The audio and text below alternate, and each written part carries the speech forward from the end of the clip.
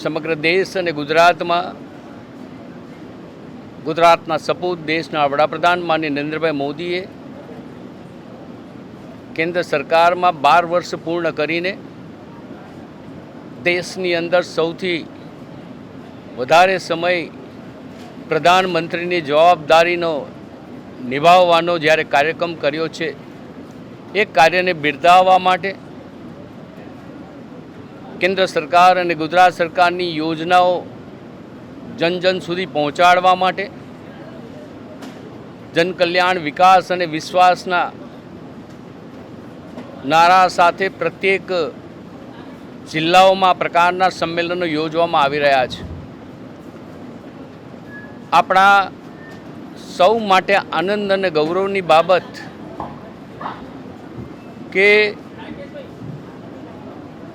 સમગ્ર દેશમાં અને દુનિયામાં માનનીય નરેન્દ્રભાઈ મોદીએ ભારતની છબીને જે ઉજળી કરીને બતાવી છે, વિશ્વના નકશા ઉપર ભારતને એક આગવા સ્વરૂપમાં જ્યારે મૂક્યું છે અને પ્રથમ મારો દેશ પ્રથમ રાષ્ટ્રના નારા સાથે જનકલ્યાણની અનેકવિધ પ્રકારની વિવિધ યોજનાઓને ઘર ઘર સુધી પહોંચાડી છે. મૂળમાં મંત્ર વિચારને લઈને, પંડિત દીનદયાલજીના કાર્યને લઈને, ચલો જલાએ દીપ વહાં જહાં અભી ભી અંધેરા હૈ, અંતિમ હરોળના વ્યક્તિ સુધી વિકાસને પહોંચાડવાનું કાર્ય કર્યું છે. જનલક્ષી, ગરીબ હિતલક્ષી, સમાજ હિતલક્ષી અનેકવિધ યોજનાઓની સાથે સાથે વિકાસની નવી દિશા સમગ્ર દેશને આપવાનો પ્રયત્ન કર્યો છે. વિશ્વમાં પણ 33 દેશોમાં એ દેશનું સર્વોચ્ચ સન્માન મેળવનાર ભારતના પ્રથમ વડાપ્રધાન છે. અને આવું દેશ અને દુનિયામાં જ્યારે એમનું સન્માન થતું હોય ત્યારે ભારતના પ્રત્યેક નાગરિકને એક હર્ષ અને આનંદની લાગણી અનુભવ થતો હોય છે. માનનીય નરેન્દ્રભાઈ મોદીએ પ્રત્યેક વ્યક્તિનો વિશ્વાસ પ્રાપ્ત કર્યો છે, પ્રત્યેક સમાજનો વિશ્વાસ પ્રાપ્ત કર્યો છે. ખેડૂત હોય, યુવા હોય, મહિલા હોય,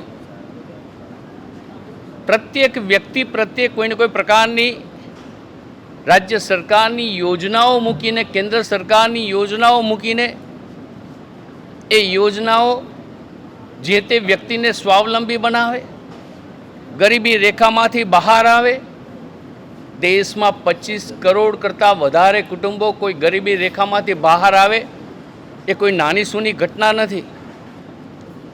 જ્યારે દેશના આત્મસન્માનનો પ્રશ્ન આવે ત્યારે સિંદૂરની સૈનિકોની એક આગવા પ્રકારની લડતની બાબત હોય કે કોઈ પણ પ્રકારની દેશ ઉપર થતી હરકતોનો જવાબ આપવા માટેનો પ્રશ્ન હોય, દેશની સુરક્ષાને પ્રથમ પ્રાધાન્ય આપવામાં આવ્યું છે. સમગ્ર દુનિયા અનેકવિધ પ્રશ્નોથી ઝઝૂમી રહી છે ત્યારે માનનીય નરેન્દ્રભાઈ મોદીએ દેશના વિકાસને અગ્રિમ હરોળમાં લઈ જવા માટેનો પ્રયત્ન કર્યો છે. અને એનું જો મુખ્ય કોઈ ઉદાહરણ હોય તો દુનિયાના સૌથી સુખી દેશો પણ જીડીપીમાં પાછળ રહી ગયા છે, ત્યારે ભારતનો જીડીપી આવા સંઘર્ષના સમયે પણ 7.2% પ્રાપ્ત કરીને દુનિયાને બતાવ્યું છે કે વિકાસની નવી ઊંચાઈઓ સુધી ભારત પહોંચવા માટે સક્ષમ છે. મિત્રો, ગણાવવા જઈએ તો અનેકવિધ પ્રકારના કાર્યો છે, અનેકવિધ પ્રકારની નવી દિશાઓ છે. આપણી રાષ્ટ્રીય, સાંસ્કૃતિક, ધાર્મિક ધરોહરને ઉજાગર કરવાનું કામ કર્યું છે. આવા અનેકવિધ પ્રશ્નો માટે દેશને ગૌરવ અપાવવાનું કાર્ય કર્યું છે.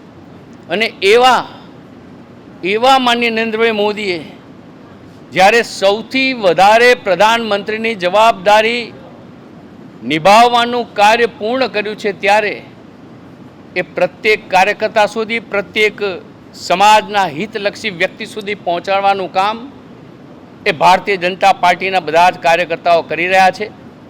ગુજરાત ગૌરવ અનુભવે છે.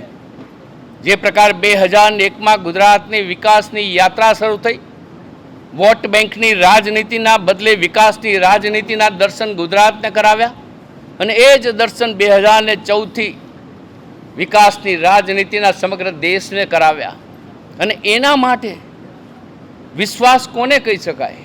જ્યારે વ્યક્તિના, નાગરિકોના મતોનું જનવિશ્વાસમાં પરિવર્તન થાય અને એ ભારતીય જનતા પાર્ટીએ, માનનીય નરેન્દ્રભાઈ મોદીએ વિકાસના કાર્યો થકી જનવિશ્વાસ પ્રાપ્ત કર્યો છે. ત્યારે અમારા સૌ વતી માનનીય નરેન્દ્રભાઈ મોદીને અભિનંદન આપીએ છીએ, શુભેચ્છા આપીએ છીએ. વડોદરા જિલ્લાના ભારતીય જનતા પાર્ટીના તમામ કાર્યકર્તાઓ, મુખ્ય આગેવાનો આજે અહીંયા એકત્રિત થયા છે. એમના વતી પણ માનનીય નરેન્દ્રભાઈ મોદીને ખૂબ ખૂબ અભિનંદન આપીએ છીએ. દેશ આગળ વધે, ભારત વિશ્વમાં સિરમોર બને, એ દિશાના પ્રયત્નો માનનીય નરેન્દ્રભાઈ મોદીના કેન્દ્ર સરકારના હંમેશા રહ્યા છે. અને એમાં પ્રત્યેક નાગરિક સૂરથી સૂર મિલાવીને, કદમથી કદમ મિલાવીને એમને સપોર્ટ આપે પ્રકારના કાર્ય આગળ વધી રહ્યા છે. પુનઃ સૌને ખૂબ ખૂબ અભિનંદન.